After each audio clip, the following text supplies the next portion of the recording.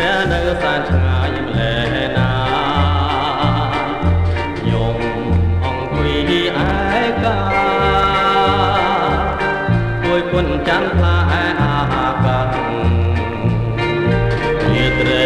កំព្រាអូផារីទេដាត្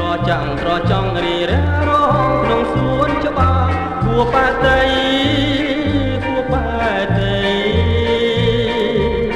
ខ្លួនខ្ញុំហាបីអត់ដែរទៅនៅ